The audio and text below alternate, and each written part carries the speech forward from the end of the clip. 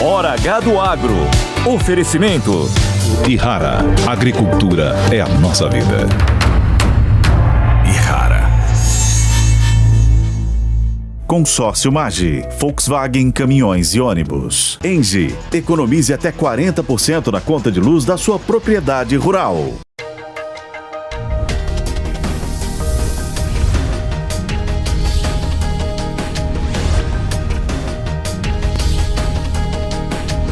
Hora H do Agro, com Kellen Severo. Olá, sejam muito bem-vindos ao Hora H do Agro. Vamos aos destaques de hoje. O risco geopolítico piorou no Oriente Médio e indústrias do agro já falam em custo maior com logística. O conflito Israel-Líbano vai se espalhar pela região? Você vai ver também que o governo Lula avalia entrar na Rota da Seda, o plano chinês de infraestrutura que quer ampliar comércio e influência global dos chineses. O Brasil perde ou ganha ao aderir à Rota da Seda? A gente vai detalhar tudo isso nesta edição também. E mais, a indústria de fertilizante monitora o risco de guerra em Belarus. Presidente Lukashenko disse estar se preparando para conflito. O país é o quarto maior fornecedor de cloreto de potássio aqui para o Brasil.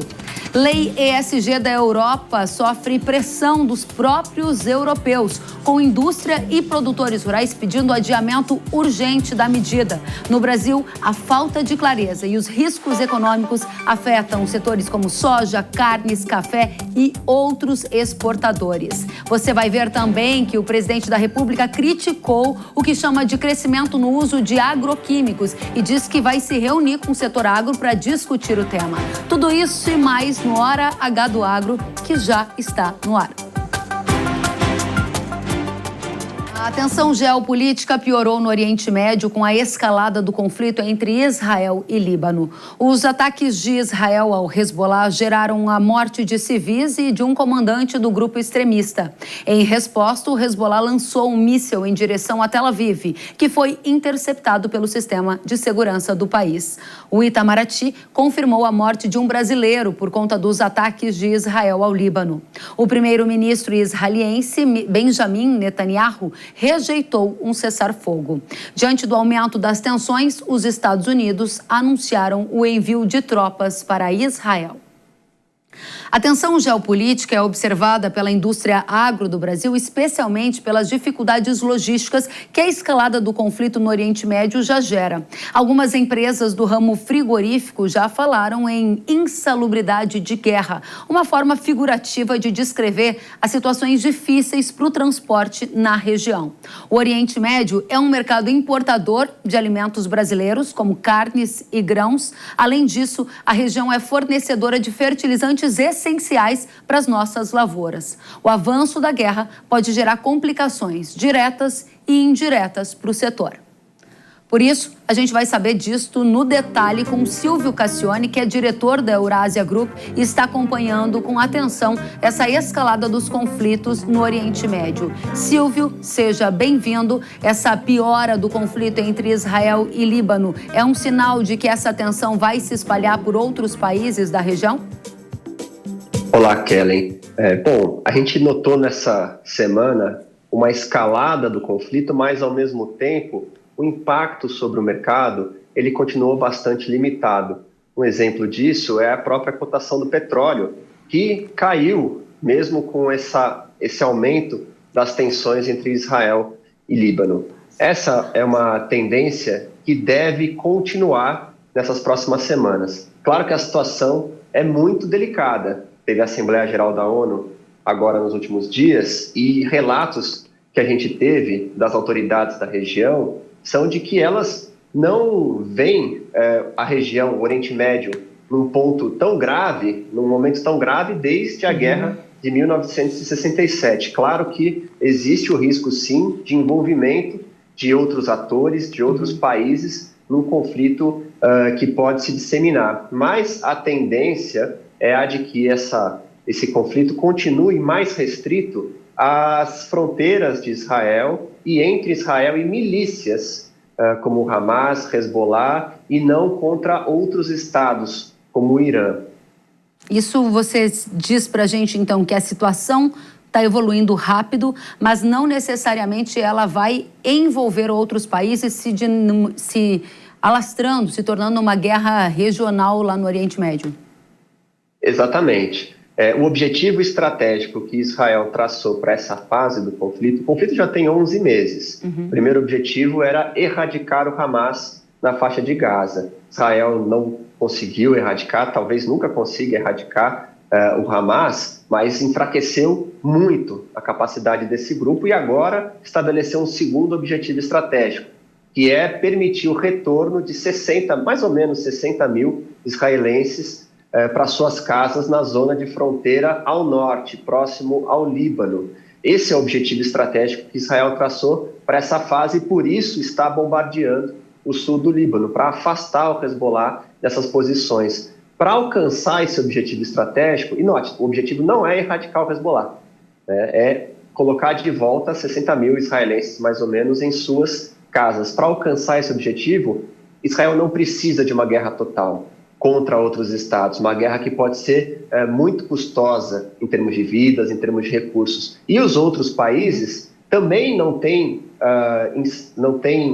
interesse em uma guerra total. Eles têm receio em entrar numa guerra total, que para alguns regimes pode ser um risco até existencial. Então, claro, essas situações graves podem sair do controle. Um ataque leva a uma resposta, que leva a uma escalada, e isso pode sair de controle. As próximas semanas vão ser bastante tensas, a escalada ela continua, mas o impacto sobre a região ainda limitado a ponto de evitar uma crise ou um impacto muito forte nos mercados. Esse é um ponto importantíssimo para o agro, para quem assiste o Hora H do Agro já nesse começo de fim de semana. Ouve o Silvio dizendo que essa situação evolui rápido no Oriente Médio, mas que não há uma perspectiva por parte da Eurásia de uma guerra total, principalmente porque alguns países não têm tanto interesse nesse envolvimento pelos custos que isso geraria. Aí a gente entra na segunda parte da nossa análise que interessa a comunidade agro. Essa semana, Silvia, eu estive com alguns representantes de indústrias da área de carnes e eles já falam em insalubridade de guerra. É um termo figurativo que está sendo usado para descrever que está caro e está difícil o transporte nessas regiões em que a tensão já aumentou. Que efeitos estão sendo observados no comércio agrícola, no comércio agropecuário já nesse momento? É claro que num período de conflito como esse, os custos para chegar a esses mercados, o custo de transporte, o custo de seguro, isso tudo aumenta. A incerteza, potenciais atrasos também acontecem e isso de fato atrapalha bastante quem faz negócio com essas regiões. Isso não tem perspectiva de melhora nesse curto prazo, porque esse conflito entre Israel e essas milícias, ele continua, né? Agora, o que a gente entende não ser provável é um risco, mas não ser o cenário mais provável é um conflito, uma guerra que envolva outros estados, outros países e leve a um bloqueio marítimo na região. Então, isso sim tornaria inacessíveis, não seria só uma questão de custo, seria uma questão, muitos mercados ficariam inacessíveis por um período maior se o conflito evoluir para uma guerra de maiores proporções. Perfeito. Esse não é o cenário base que você coloca. O cenário base, ele significa uma tensão ainda elevada, envolvendo Israel, envolvendo o Líbano, custo logístico alto, mas sem bloqueios marítimos e sem a evolução para uma guerra total no Oriente Médio. Partindo do que você trouxe até agora para a gente, o terceiro degrau dessa conversa é o Oriente Médio, um grande concentrador das reservas mundiais de petróleo. E apesar da escalada do conflito, o preço do barril do barril não está subindo, está ali ao redor de $70. Isso significa que a gente vai ver uma tendência de permanência ou até de barril mais baixo, impactando aqui a formação do custo do combustível no Brasil? Sim, é possível. Nessa mesma semana em que a guerra entre Israel e Hezbollah se tornou mais dramática, a Arábia Saudita anunciou que pretende manter níveis de produção de petróleo mais elevados.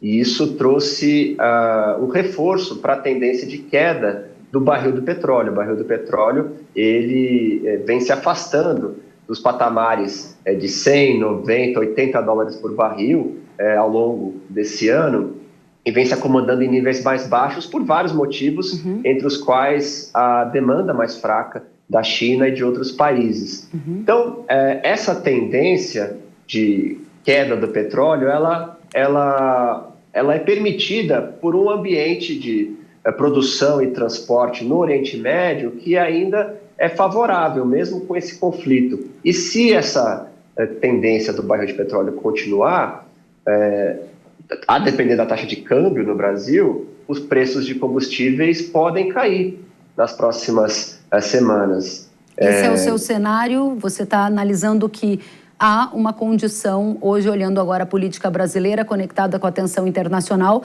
de queda no preço do combustível? A gente está falando de plantio de safra, isso é muito importante para saber se o diesel vai ficar mais baixo.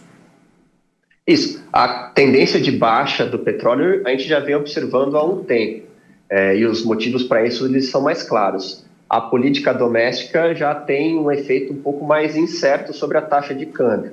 Então, a gente tem visto mais volatilidade, mais instabilidade, o dólar subindo em vários momentos por causa de preocupações com a política fiscal. Então, aqui tem um ponto de maior incerteza, mas se o dólar cair aqui no Brasil, a tendência do barril de petróleo vai permitir que os combustíveis sejam reajustados para baixo.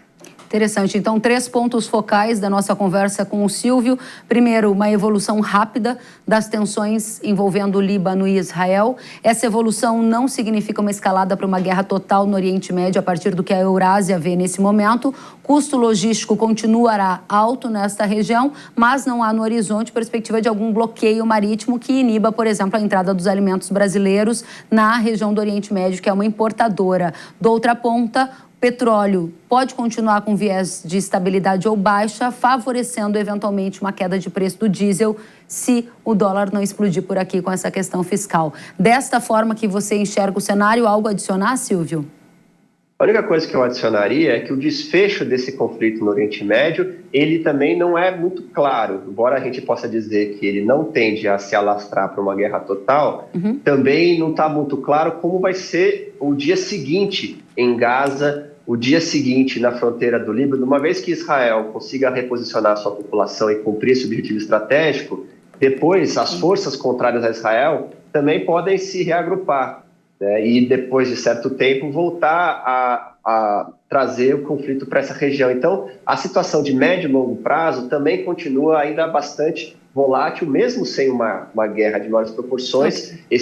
Essa insalubridade que você mencionou é um problema que pode ser bastante persistente. Silvio Cassione, diretor da Eurásia Group, muito obrigada por estar conosco. Volte sempre. Até a próxima. Obrigado. Até. E o nosso assunto agora é a guerra na Europa. O presidente de Belarus, Alexander Lukashenko, disse nesta semana que o país precisa se preparar para uma possível guerra. A situação na fronteira com a Ucrânia está tensa há alguns meses e o tema é observado com atenção pela indústria importadora de fertilizantes, já que o país é um importante fornecedor.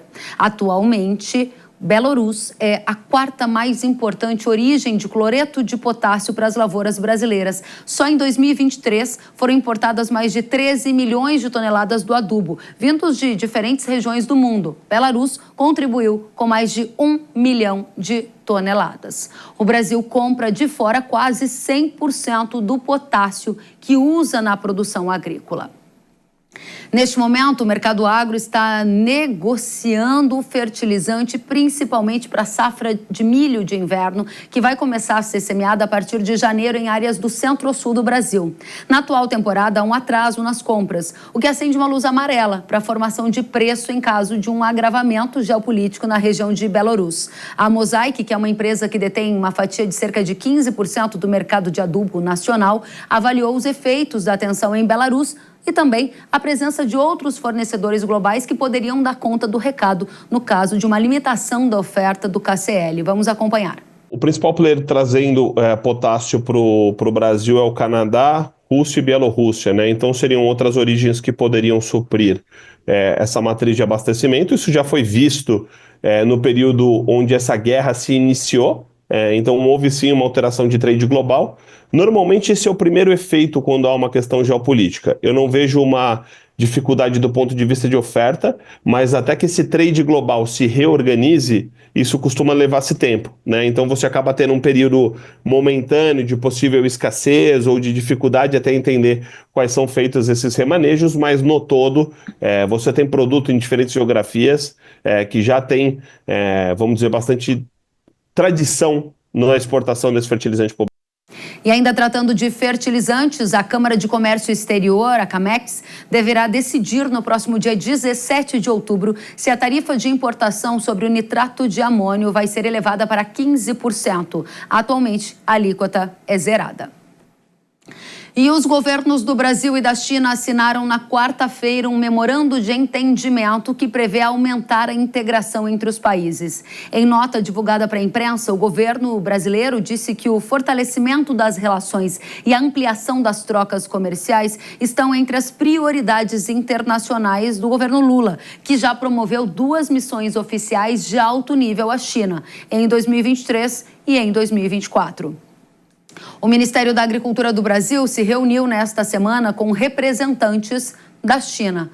O Brasil tenta atualizar protocolos sanitários, pleiteia a abertura de mercado para produtos como uvas frescas, gergelim e sorgo e quer a ampliação de comércio para as carnes. A imprensa chinesa revelou nesta semana que o governo do Brasil avalia entrar na Rota da Seda.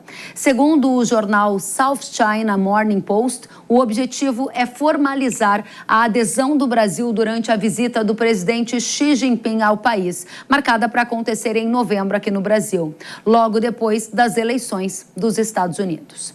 A Rota da Seda é um projeto estratégico da China que tem o objetivo de construir uma grande rede de infraestrutura que inclui portos, ferrovias, estradas, de forma a conectar a China a diversos países ao redor do mundo e facilitar o comércio e também ampliar a influência global chinesa. Vamos saber como a Rota da China está em discussão aqui no Brasil com o Josemar Franco, que é coordenador de comércio internacional da BMJ Consultores. Josemar, seja muito bem-vindo. Diga pra gente, o governo Lula já decidiu aderir à Rota da Seda? Olá, Kelly, um prazer conversar com você. O governo ainda não tomou a decisão final. Essa é a verdade. É um plano que está sendo desenhado há bastante tempo, eu diria que desde o início do governo Lula, quando ele fez a primeira visita à China no ano passado, como você bem disse. Também foi aprofundada essa discussão durante a visita do vice-presidente Alckmin, e o que nós temos visto, Kelly, é um aprofundamento dessa discussão dentro do governo. Então, existem sim diversas opiniões mais atreladas à entrada do Brasil, à nova Rota da Seda, mas também existe quem pensa diferente. Então, o próprio ministro das Relações Exteriores já se posicionou informando que o Brasil precisa manter uma equidistância entre China e Estados Unidos. Nós sabemos que os Estados Unidos se preocupam muito com esse plano robusto da China em investir em infraestrutura ao redor do mundo, lembrando que a Rota da Seda deixou de ser uma linha que liga a Ásia ao Oriente Médio e à Europa, né? Ela se espalhou pelo mundo inteiro. Então já foram existem estimativas de mais de 800 bilhões de dólares investidos nesses projetos de investimento. Então, os Estados Unidos se preocupam muito com isso e o Brasil, por conta da sua tradição diplomática, pretende fazer ainda algumas discussões antes dessa tomada de decisão. Mas, de fato, existe uma vontade do governo em concluir essas discussões até a visita do presidente Xi Jinping no momento da cúpula do G20 no final do mês de novembro. Josemar, e diante desse contexto que você coloca para a gente, a sua expectativa é que o Brasil ganhe ou perca em aderir à Rota da Seda? Esse é um ponto fundamental, Kellen, porque o que o próprio governo brasileiro tem levado em consideração são os já robustos investimentos da China no país. Então, é provável que haja um incremento desses investimentos, dos montantes de investimentos da China no país, mas é importante que a gente também analise o todo. Então, todo o contexto geopolítico da entrada do Brasil nesse projeto, cabe nós destacarmos que atualmente mais de 140 países já fazem parte dessa estratégia chinesa, incluindo importantes vizinhos nossos como a Argentina, o Chile, o Peru, o Uruguai. Mas o fundamental vai ser a avaliação do governo em relação à conjuntura internacional como um todo. Ou seja, o principal resultado negativo da entrada do Brasil na nova Rota da Seda seria uma indisposição com o governo americano, e é algo que o governo brasileiro tem avaliado com muito cuidado. Então, ter o Brasil, que é a maior economia da América Latina, entrando nesse projeto, significa não apenas a entrada do principal parceiro comercial da China, da região, no projeto, mas também uma maior influência para que outros países também entrem. Então, os Estados Unidos têm acompanhado esse ponto bem de perto também.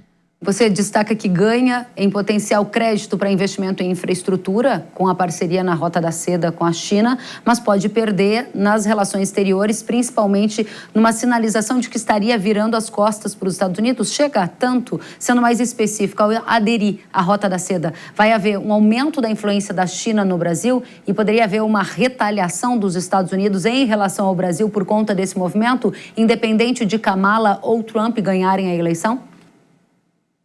No final do dia, é esse o cálculo que está sendo feito pelo governo brasileiro. Então, de um lado, você tem a atração de mais investimentos chineses, o que, obviamente, resulta em maior competitividade das nossas exportações no fim do dia, com rotas transoceânicas, a construção de estradas, ferrovias, o que é um grande sonho do atual governo, mas, de outro, você tem, sim, a possibilidade de uma retaliação americana, seja ela no formato que for, né? Então, o Brasil... por meio dessa avaliação que está sendo feita no momento, tem levado em consideração todos esses fatores, mas é muito importante a gente levar em consideração o cenário de eleições nos Estados Unidos. A gente pode ter, sim, uma guinada política americana, e isso pode resultar no aprofundamento ou não das relações com o Brasil. Você acredita que, diante de todas essas discussões que estão acontecendo no governo Lula sobre aderir ou não à Rota da Seda, há uma inclinação maior a dizer sim e aproveitar o momento político da visita de Xi Jinping para fazer esse anúncio oficial? Eu diria que nós nunca estivemos tão perto, Kellen, de aderir à nova Rota da Seda. Os próprios chineses têm pressionado bastante o governo brasileiro. Então, a gente tem escutado que os diplomatas chineses já colocaram muito claro que o presidente Xi Jinping não vem para assinar memorandos de entendimento, ele quer entregas concretas.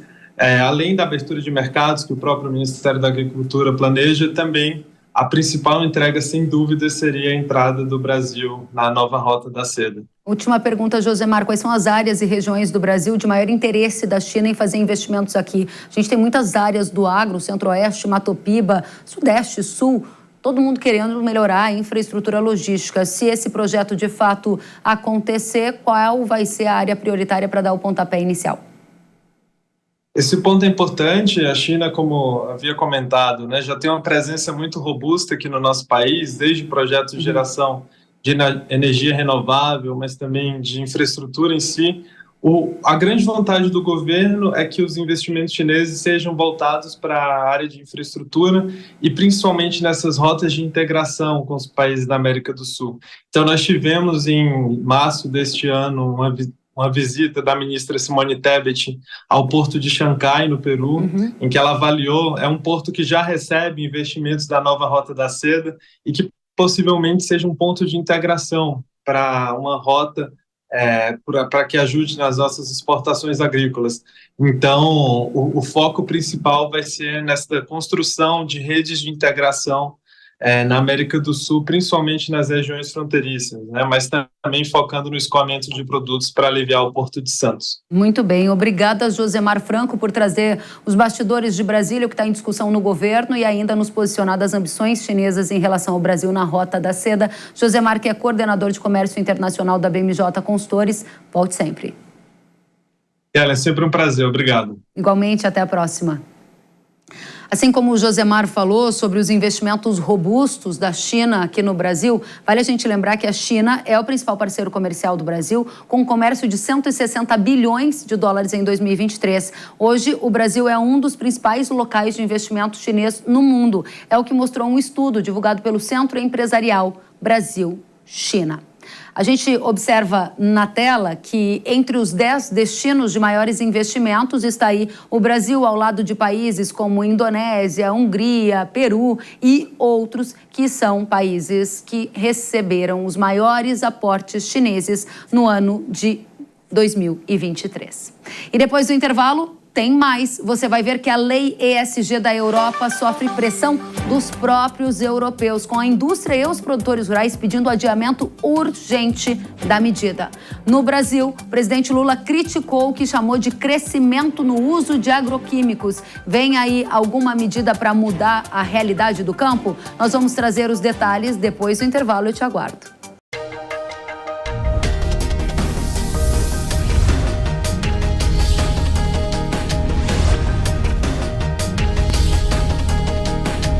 Hora H do Agro, com Kellen Severo.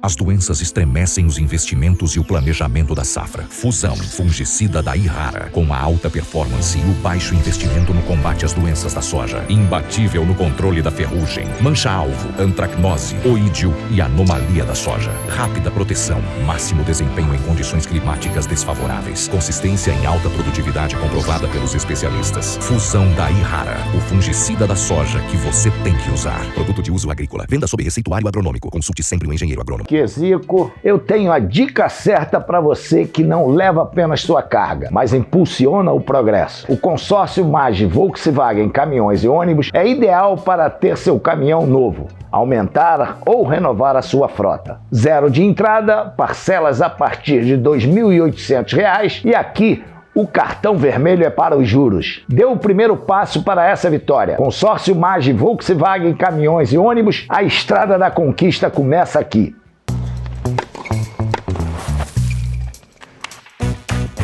Cara, posso te dar uma dica? Fernando Meligeni? Claro que pode. Se sua empresa gasta mais de R$9.000 por mês na conta de luz, você pode comprar energia direto da Engie com até 40% de desconto.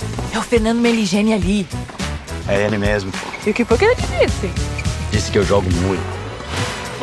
Vem pra Engie, a sua parceira no mercado livre de energia. Desde o tempo do homem primitivo, a grande civilização grega, da Revolução Industrial até o mundo moderno, grandes guerras aconteceram, moedas foram criadas, inovações científicas mudaram o mundo e forjaram os povos.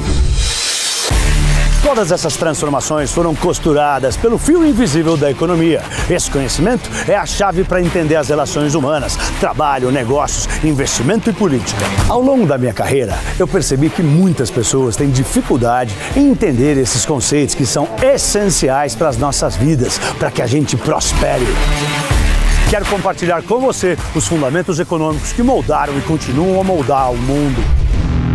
Entenda os segredos e transforme a sua forma de investir com o meu novo curso Economia Touro, os 200 conceitos que interessam. Acesse agora newcursos.com.br e comece a sua jornada. Vai, Torinho!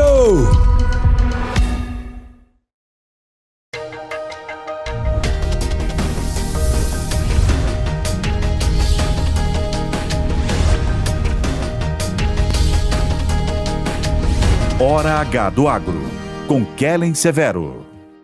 Estamos de volta com Hora H do Agro aqui na Jovem Pan News.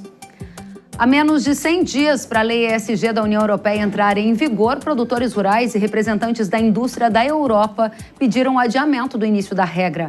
A regra proíbe a importação de produtos agrícolas como soja, carne bovina, óleo de palma, café e outros que sejam originados de áreas abertas após dezembro de 2020. Em carta assinada por mais de 20 entidades do setor agro europeu, diz que há graves incertezas jurídicas e de mercado sobre esse assunto. O documento ainda revela que, apesar dos esforços feitos para a implementação da medida, o setor continua sem respostas adequadas, especialmente quanto ao sistema de informação da União Europeia. E ressalta que a implementação da lei até o fim deste ano é inviável e resultaria na eliminação de muitas pequenas empresas do mercado e na perda de emprego nas áreas rurais. Essa é uma manifestação dos europeus contra a lei ESG da Europa. Com a lei ESG em vigor, as empresas que exportam para a União Europeia, por exemplo, empresas aqui residentes no Brasil, vão ter que comprovar que as cadeias de produção estão livres de áreas abertas, ou seja, desmatadas legal ou ilegalmente, após a data. Precisarão fornecer informação detalhada sobre a origem do produto, rastreabilidade, ligando o produto à coordenada geográfica da área em que foi produzida. Sem esses pré-requisitos da nova lei, o acesso ao mercado europeu estará restrito. Tem muita dúvida e é hora da gente buscar resposta com a cadeia de soja, com a cadeia de carne, com a cadeia de café. André Nassar, presidente executivo da Associação Brasileira das Indústrias de Óleos Vegetais, está conosco para o painel. Seja bem-vindo, assim como Fernando Sampaio, diretor de sustentabilidade da ABIEC, Associação Brasileira das Indústrias Exportadoras de Carnes, e também o Luiz Fernando dos Reis, superintendente comercial da Cochupé. Desculpe a inversão, eu apresentei primeiro o Fernando e depois o Luiz Fernando, agora vocês já estão na ordem certa na tela. Sejam bem-vindos. Começo com você, André, e o setor da soja. Vocês esperam que haverá um adiamento dessa nova lei ESG da Europa? Olá, Kellen, Luiz Fernando e Fernando. Eu acho que não, Kellen, porque eu estou indo mais pela leitura, digamos assim, legalista. Para ter adiamento, eles teriam que fazer alteração no texto legal, né? E para fazer alteração no texto legal, teriam que aprovar no parlamento. Então, eu acho que não vai ter, tá? Se vai haver algum tipo de afrouxamento na fiscalização, talvez. Embora eu acho que isso gere mais incerteza, tá? Para quem está exportando. Mas, definitivamente, eu acho que não vai ter nenhuma mudança. Muito bem, a cadeia do café, Luiz Fernando, também espera que essa lei entre em vigor já no começo de 2025 e entrando em vigor, quanto do café brasileiro estará impedido de acessar o mercado europeu, que é o principal mercado do nosso café, né? Exatamente, Kelly. Olá, André. Olá, Fernando. Assim como o André disse, a gente tinha ainda uma expectativa de ter algum, se não afrouxamento, mas alguma flexibilização. Mas ainda ontem foi veiculado algumas notícias de que a União Europeia anunciou que realmente não vai adiar a aplicação da lei anti-desmatamento, que ela vai entrar mesmo em vigor.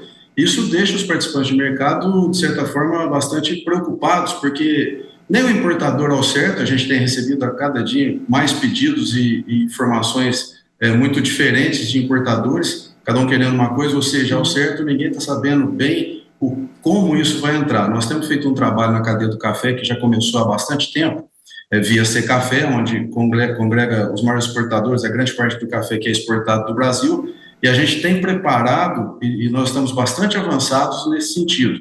Mas eu entendo, e eu acho que a cadeia como um todo entende também, isso é bastante temerário entrar da forma como querem, com multas e punições pesadas no primeiro momento.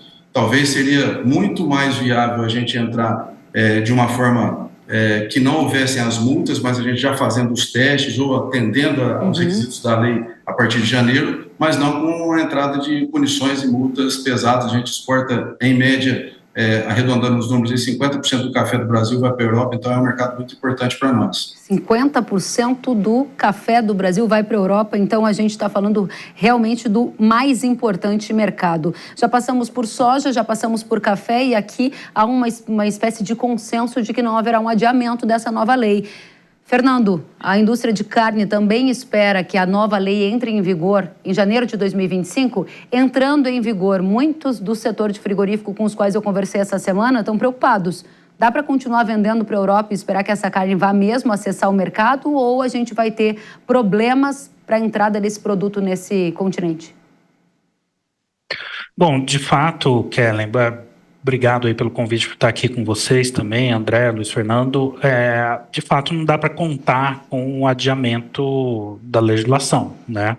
Apesar, a gente sabe que a pressão tem subido, mas eu acho que os setores todos precisam e estão se preparando para atender. No caso da pecuária, a nossa produção, por conta de requisitos sanitários da Europa, ela já é, de certa forma, segregada, né? A gente sabe exatamente quais são as fazendas que exportam para a Europa.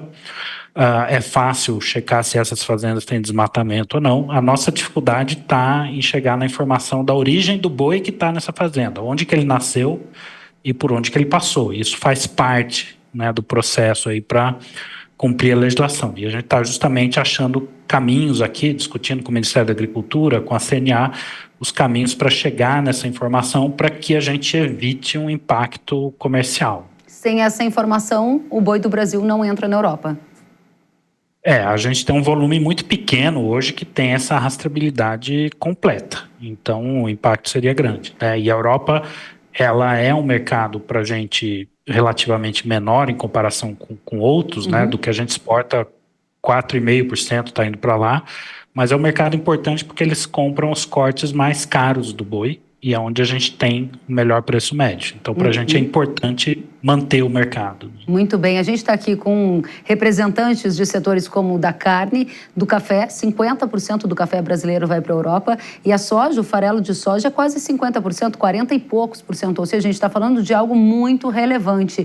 Dado essa relevância, André, conta para a gente quanto da soja brasileira está pronta para cumprir integralmente a nova lei ESG da Europa, ou que efeito colateral a gente vai sentir a partir de janeiro? Bom, eu não sei te falar o quanto. O que eu sei te falar, Kellen, é que para você atender a Europa, você tem que montar um corredor de exportação com a sua estrutura preparada, dedicada. Você tem que ter armazéns dedicados, você tem que ter sua fábrica, no caso de exportação de farelo. Você tem que ter o terminal portuário, ele tem que ter lá os silos que são para atender a Europa, tá? O que eu vejo? As empresas que são operadoras lá, ou seja, ela é operadora lá e também origina soja aqui, essas empresas trabalharam muito para estar preparadas para atender. Então, eu estou convencido de que elas vão conseguir atender. Agora, o ano da soja, ele tem 12 meses, certo? Então, eu acho que no início, deve haver uma queda de exportação em relação ao nosso histórico. E que, se tudo correr bem, a gente recupera ao longo do ano. Então, eu diria que no início do ano, a gente deve exportar abaixo do que a nossa exportação normal. Mas a gente poderá fechar o ano com volumes semelhantes ao que a gente sempre exportou. É evidente, tá, Kelly? Acho bom falar isso, aí eu já termino. Esse processo para atender a Europa gera um custo adicional na cadeia e que o importador europeu ele vai sentir isso no bolso e em função da capacidade dele arcar com esse aumento de custo, você tem a tendência de ter o volume todo exportado ao longo do ano. Se ele não arcar com esse custo, vai perder interesse você exportar para a Europa e poderia ter uma queda no volume exportado. Interessante, esse custo ele decorre dessa mudança logística, você falou em corredores de exportação, rapidamente se puder explicar, a gente vai ter uma mudança, portos do Sudeste mais favorecidos em relação aos novos portos da região lá do Arco Norte, o que vai acontecer? Não, as empresas não estão trabalhando por aí. Elas querem manter capacidade de exportação para a Europa pelo Arco Norte, mas também querem aproveitar oportunidades por exportações do Sul.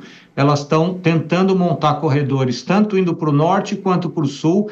Depende da empresa, depende de onde está a fábrica dela, porque tem exportação de farelo, mas o que eu sinto é que as empresas maiores estão olhando para 2 ou 3 corredores e isso diversificado em termos de distribuição no Brasil. Como é que está no café, Luiz Fernando?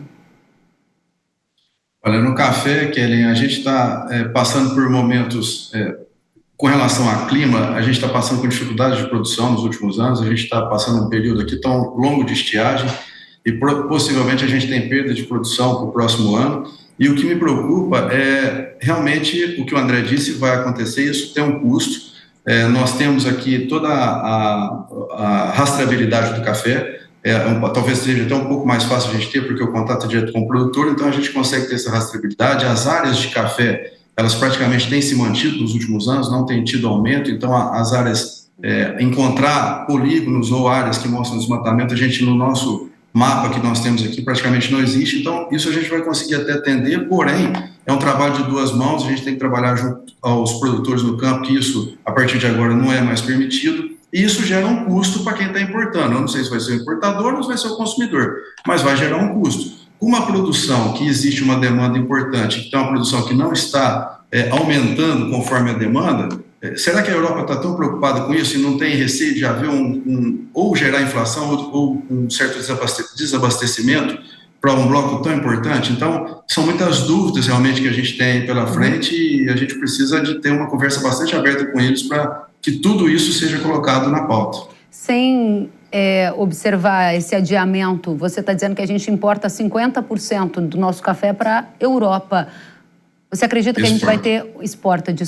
A gente vai ter uma mudança significativa em volumes que vão entrar na Europa já no primeiro semestre com o cenário que você tem hoje? Não, talvez não. O que nós vimos agora no café, na exportação de café, é que houve uma certa antecipação das exportações nos últimos meses. A gente teve até volumes bastante relevantes e um dos motivos foi exatamente essa antecipação para que não chegue ao final do ano, a gente entre nesse período de lei e esse café tem alguma dificuldade para entrar. Então, o importador, ele antecipou, nós tivemos volumes bastante importantes. Acredito que a gente não deva ter uma queda substancial, mas existem outros blocos importantes que estão desenvolvendo o consumo de café. E não tem ainda, não sei se no futuro vai ter essa exigência. É lógico que isso aqui é importante, mas precisa ser feito com muita cautela. É isso que a gente pede.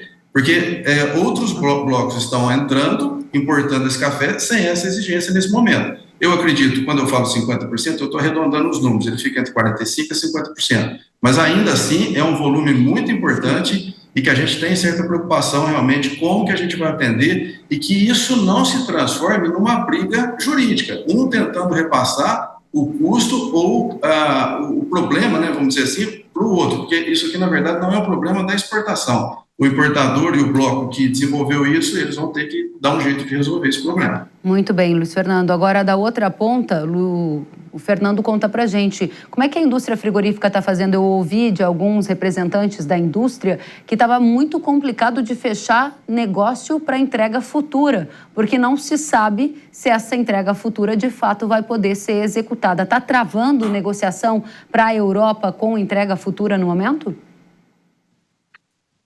Olha, Kellen, de fato a incerteza ainda é muito grande de como é que isso vai funcionar a partir do começo do ano que vem, né? Tudo que a gente conseguir embarcar esse ano ainda entra lá sem a lei tá em vigor. Para o ano que vem fica difícil para as empresas negociarem preço e contratos sem ter uma clareza maior sobre como a legislação vai funcionar, né? Então, sim, tem essa dificuldade. Muito bem, eu quero agradecer demais a vocês por esse painel, trazendo os detalhes da soja, do café, da carne e as perspectivas para essa lei ESG da Europa com data de início prevista para 2025 e grandes repercussões no mercado brasileiro. Voltem sempre, um prazer recebê-los. Quero agradecer André Nassar, presidente da Biov, obrigada. Luiz Fernando dos Reis, superintendente comercial da Cochupé, e o Fernando Sampaio, diretor de sustentabilidade da BIEC. Até a próxima. Muito obrigada a vocês. E a gente vai agora até Munique, na Alemanha, na Europa, conversar com o Luca Bassani, que está acompanhando as discussões sobre a lei ESG da Europa. Luca, seja muito bem-vindo. Conta pra gente qual é a repercussão desse tema por aí. Lei da Europa ESG vai ser adiada? Tudo indica que sim, Kellen. Boa manhã a você, a todos que nos acompanham. Realmente a gente vê que é uma questão que tem dividido o continente, não só do aspecto da agricultura, mas para os cidadãos comuns, já que várias dessas diretrizes verdes, diretrizes encabeçadas pelos ministérios do meio ambiente, Ministério da Agricultura conjuntamente, tem feito com que muitas pessoas fiquem confusas quando essas leis entram em vigor e quais são exatamente todos os detalhes em relação a elas, de quais as possíveis punições. Nós vemos que em relação à Europa e esse acordo que pode fazer de fato o Brasil e a França, o Brasil e a União Europeia como um todo se aproximarem, ainda não vai ser aplicado em 2024 e tudo indica que novas tratativas, novas discussões possam acontecer. Lembrando que durante o começo desse ano muitos protestos aconteceram por todo o continente, Polônia, Romênia, também na França, muito conhecidos pelos seus vários tratores chegando nas grandes cidades, e isso fez com que o governo voltasse um pouco atrás em relação a essas diretrizes que tudo indica que podem não ser aplicadas diretamente aos produtos brasileiros inicialmente, realmente uma boa notícia para os agricultores do nosso país que estavam se pedindo um adiamento do início dessa lei, mas não sabemos qual será o prazo e se eles mudarão de ideia tão rápido. Agora há uma reaproximação aparente, não só do aspecto econômico e relacionado ao agronegócio, mas também político, dadas as várias viagens, vários encontros entre o presidente Lula e seus ministros e os líderes principais dos países europeus. Vamos ficar de olho vendo se isso de fato vai se concretizar e se alguma mudança pode acontecer ao médio e longo prazo, aí já pensando 2025, 2026. Luca, a gente ouvia agora representantes da indústria exportadora com uma expectativa contrária que você está nos dizendo. Eles esperam que o adiamento não aconteça, inclusive em função de toda a burocracia envolvendo o parlamento numa tentativa de adiar essa lei. Na contramão, a imprensa da própria Europa já noticiou que a Ursula von der Leyen está recebendo muita pressão para revisar, pelo menos criar uma regra de transição. Você acompanha esse tema de perto e diz para a gente que pode sim acontecer esse adiamento na nova lei ESG. É isto? É isso mesmo, mas a questão da burocracia é algo que o Parlamento Europeu sempre leva em consideração, porque toda proposta de lei trazida no Parlamento Europeu é depois reavaliada individualmente por cada um dos 27 países membros, e isso é votado individualmente e pode levar muito tempo para ser reanalisado. Então, a presidente da Comissão Europeia, Ursula von der Leyen, tem que balancear a pressão pela revisão e que vem também do setor agrícola, ao mesmo tempo que ela sabe que todos esses trâmites levam muito tempo e muita burocracia e podem fazer com que isso nunca saia do papel. Vamos ver o que ela vai acabar decidindo, mas por enquanto dizem que o adiamento é possível. Muito bem, obrigada, Luca. Direto da Europa com atualizações sobre a lei ESG que vai impactar Brasil, Europa e consumidores e produtores ao redor do mundo. Volte sempre, obrigada pela presença. E agora a gente volta aqui para a atenção ao Brasil, porque no Senado tramita um projeto de lei da reciprocidade. É um PL que propõe que produtos e serviços de países que impõem barreiras comerciais ao Brasil sejam tratados da mesma forma aqui. Ou seja, se um país dificultar a entrada de produto brasileiro, o Brasil aplicará restrições equivalentes a produtos deste país. O senador Zequinha Marinho, que é autor do projeto, quer que o PL seja aprovado antes de 2025. Vamos acompanhar o que ele disse. O PL está na Comissão de Meio Ambiente, a CMA, sob relatoria da senadora Tereza Cristina, que já solicitou e também realizou uma audiência pública para tratar do debate a respeito do tema, muito interessante. Vem pela frente mais uma audiência pública que vai concluir todo um debate sobre o tema abordado pela Lei da Reciprocidade Brasileira. Bom, aprovando o relatório da Tereza Cristina na CMA, ele deve seguir para a CAI, Comissão de Assuntos Econômicos, onde deve ser relatado e, se aprovado o relatório, teremos decisão terminativa. E o projeto seguirá para a Câmara dos Deputados, onde nós vamos também dar uma articulada para que tramite numa certa celeridade, porque é muito importante que a Lei da Reciprocidade Ambiental Brasileira entre em campo, comece a valer antes de 1º de janeiro de 2025, quando a lei do Congresso Europeu, do Parlamento Europeu, começará então a ter validade nas relações do bloco europeu com os países onde tem relações comerciais. No caso do Brasil, todo mundo sabe que o pano de fundo é um debate ambiental, que é muito importante, que sensibiliza todo mundo, mas na verdade isso tudo tem a ver com uma questão comercial. O Brasil é muito competente lá fora, na concorrência. Então o mercado europeu protege seu espaço, seus produtores, a sua indústria, o seu produtor rural, criando barreiras entre os países que podem chegar com produtos competitivos lá na Europa. Ainda sobre a lei ESG da Europa, o Conselho dos Exportadores de Café do Brasil afirmou que representantes da Comissão Europeia sinalizaram que não acreditam em prorrogação dessa lei. Veja como há muitas expectativas diferentes em relação a esse mesmo tópico. Para o Secafé, um dos principais entraves é a falta de clareza sobre como o bloco vai avaliar a origem dos produtos do Brasil, já que até o momento não houve direcionamento sobre este tema. O Secafé revela ainda um risco de os importadores europeus não quererem quererem comprar o café brasileiro no curtíssimo prazo por conta de todas essas incertezas. E agora o nosso assunto é o uso de agroquímicos. O presidente Lula criticou na última semana o que chamou de, abre aspas, crescente uso de agroquímicos no Brasil. Em encontro com os ministros, ele disse que pretende se reunir com a Embrapa, empresários e a bancada do agro para discutir o tema. Hoje, companheiros, nós passamos a manhã discutindo a questão de agrotóxicos nesse país. Não é possível. Não é possível que a gente não tome uma atitude com o crescimento da utilização de agrotóxicos nesse país.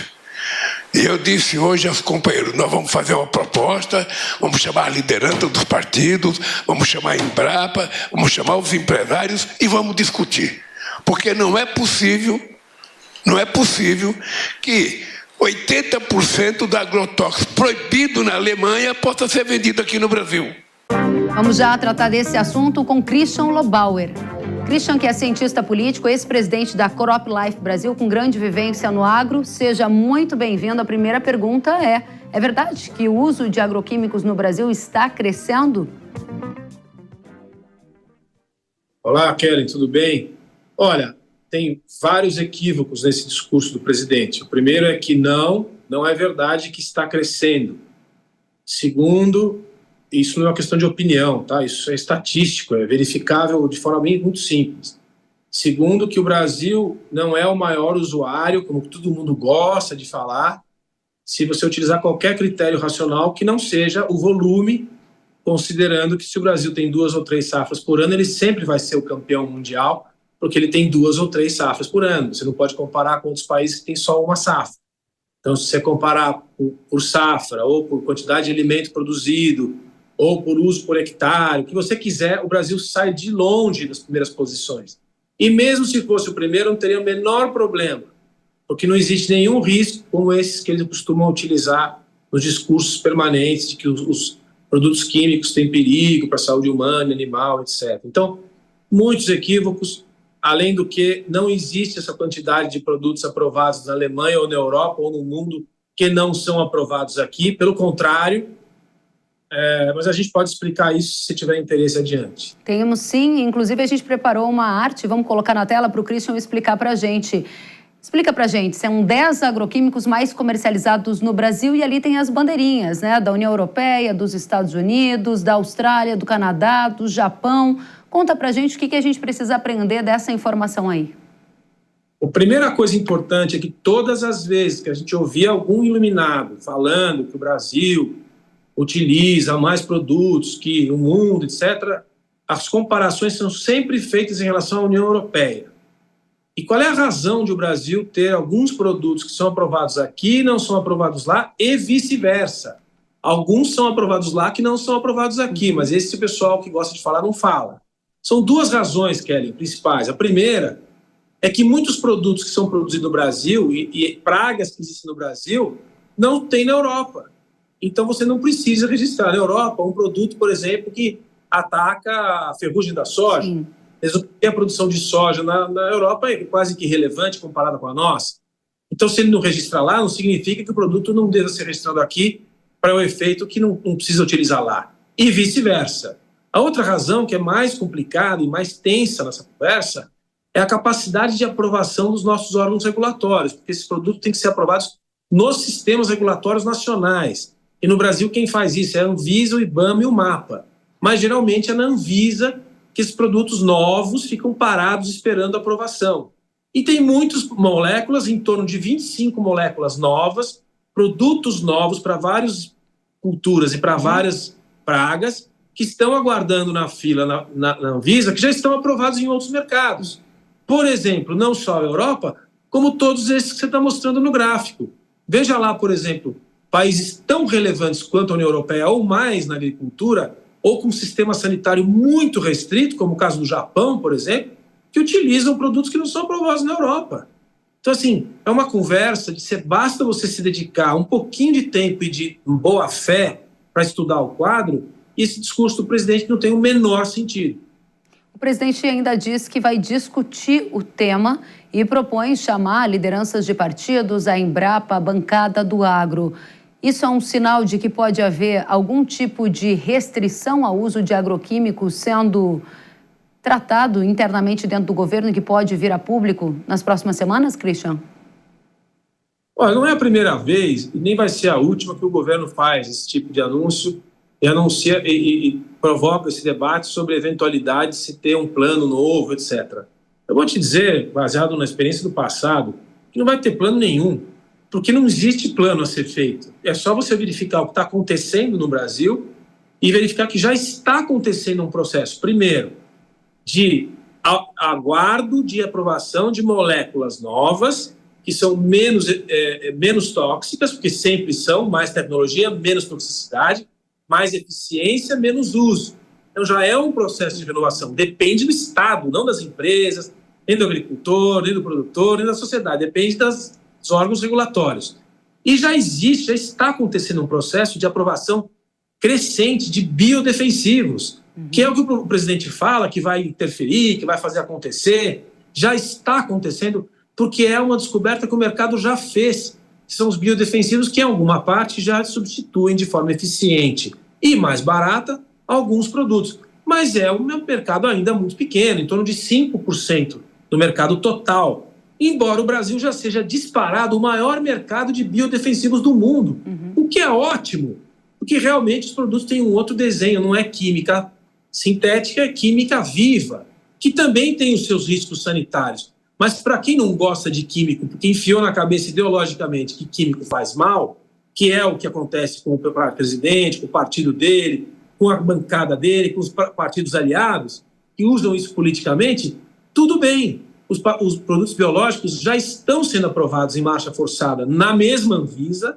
e o Brasil já é o maior mercado mundial de produtos biológicos, isso já está acontecendo. Então, o que seria esse plano? Não teria eficiência nenhuma, não faz o menor sentido que ele exista, se é que ele vai existir. Muito bem. Christian Lobauer, obrigada pelos esclarecimentos. É nosso papel aqui sempre nutrir a nossa audiência de dados para que ela tome a sua própria opinião. Obrigada pela presença. Christian Lobauer, cientista político e ex-presidente da CropLife. Volte sempre. Obrigado, um prazer estar com vocês. Igualmente. E agora eu tenho um recado para você.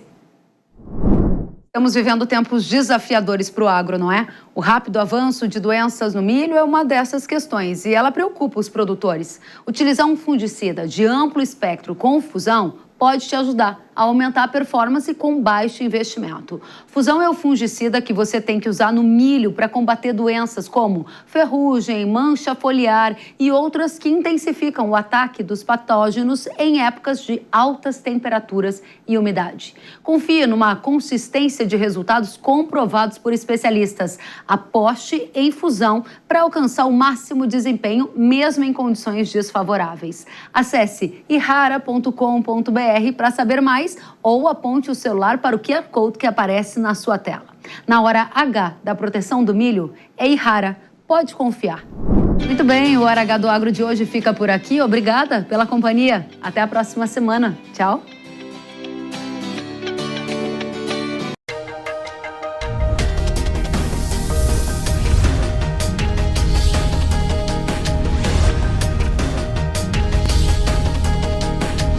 Hora H do Agro, com Kellen Severo. Hora H do Agro. Oferecimento. Irrara. Agricultura é a nossa vida. Irrara. Consórcio Magi, Volkswagen Caminhões e Ônibus. Engie, economize até 40% na conta de luz da sua propriedade rural. A opinião dos nossos comentaristas não reflete necessariamente a opinião do Grupo Jovem Pan de Comunicação. Realização Jovem Pan News.